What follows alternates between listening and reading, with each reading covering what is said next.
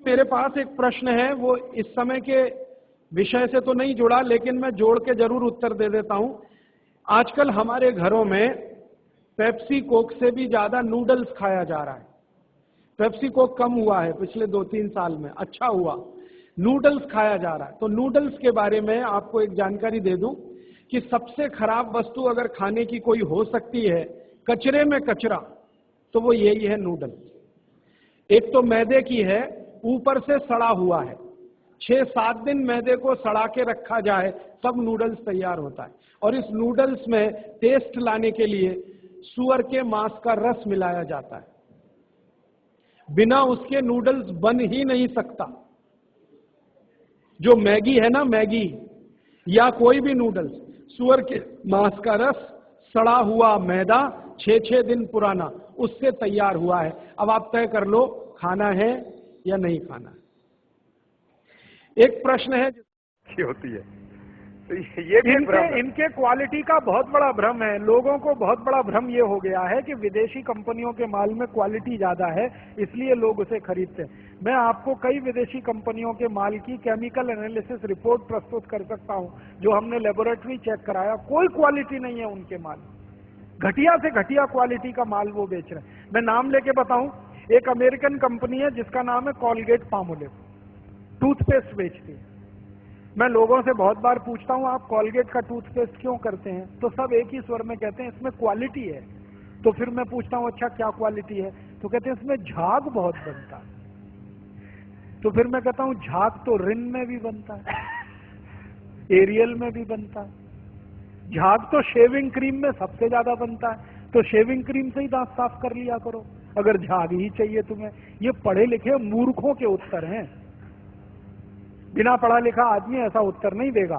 जो educated idiot है वो इस तरह का। और ये उत्तर मुझे पता है कहां मिला, दिल्ली यूनिवर्सिटी में मैं एक लेक्चर कर रहा था डिपार्टमेंट ऑफ मैथमेटिक्स में।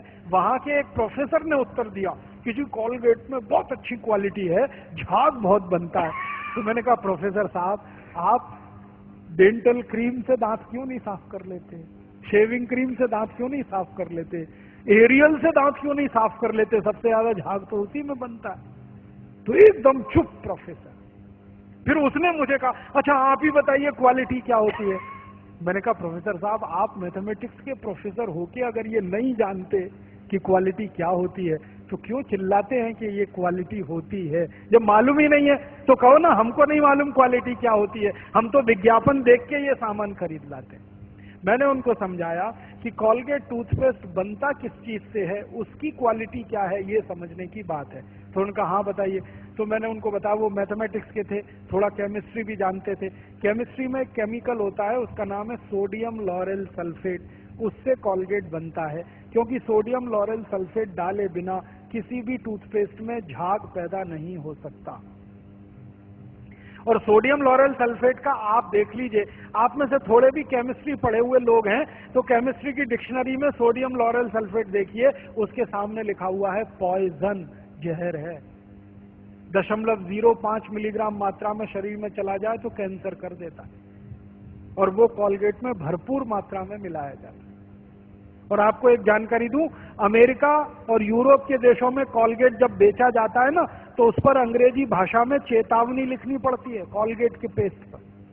जैसे भारत में सिगरेट के पैकेट पर लिखा रहता है ना, सिगरेट पीना स्वास्थ्य के लिए हानिकारक है, वैसे अमेरिका और यूरोप में कॉलगेट के डिब्बे पर लिखा रहता है कॉलगेट करना स्वास्थ्य के लिए हानिकारक है। लिखते अंग्रेजी में है, मैं बताता हूं वो क्या लिखते हैं। वो 3 वाक्य लिखते हैं। पहला लिखते हैं Colgate is injurious to health, स्वास्थ्य के लिए खतरनाक है। दूसरा वाक्य लिखते हैं please keep out this Colgate from the reach of the children below 6 years, माने 6 साल से कम उम्र के बच्चे को ये पेस्ट नहीं देना। क्यों? बच्चे चाट लेते हैं उसको, और उसमें कैंसर करने वाला केमिकल है, इसलिए कहते हैं बच्चों को नहीं देना ये टूथपेस्ट। फिर आगे के सेंटेंस में लिखते हैं in case of accidental injection please contact immediately poison control centre, माने गलती से किसी बच्चे ने कॉलगेट कर लिया तो तुरंत हॉस्पिटल लेके जाना उसको, इतना खतरनाक है। और तीसरा सेंटेंस लिखते हैं if you are a adult then take the paste on your brush only in pea size, मतलब क्या है, अगर आप बड़े आदमी हैं तो अपने ब्रश पर बिल्कुल थोड़ी मात्रा में चने या मटर के दाने से आधी मात्रा में ही कॉलगेट लेना, क्योंकि कार्सिनोजेनिक है।